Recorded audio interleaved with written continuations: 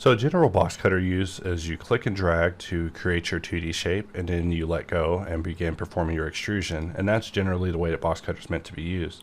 However, we wanted to play with that formula a few releases ago, and so we added the ability for users to specify a specific laser cut depth, but also this option for auto depth. When auto depth is enabled, it actually removes the secondary step of dictating the extrude by calculating it based on the width of the first line that you're drawing. So basically this allows you to create box cuts super fast without even having to worry about the extrusion depth.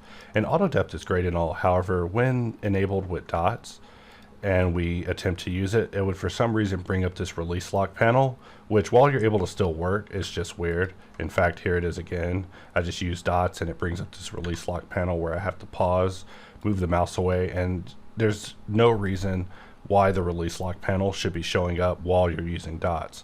For the record, the release lock panel is located by shift clicking the release lock option, where you can choose release lock, where basically after you draw your stroke, it frees your mouse in order to move around.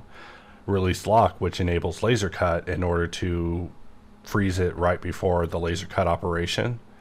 And then there's repeat lock, which will freeze repeat, allowing you to make adjustments to repeat previous to apply, and then quick execute, which will just bypass as many steps as possible, allowing you to work in a very rapid manner.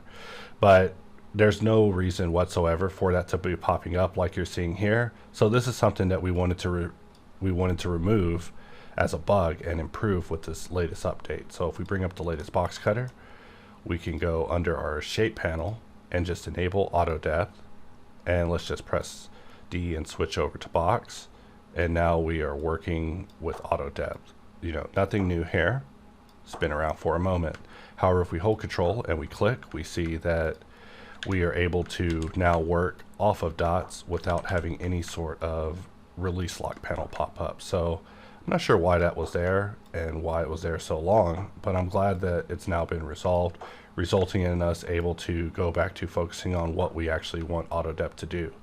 In the back of my mind, I've been pondering how AutoDepth could be supporting one-to-one with Custom Cutter, enabling users to draw custom cutters in a really fast manner, extruding depth by just supporting AutoDepth off the bat. But that's the story, of course, for another day.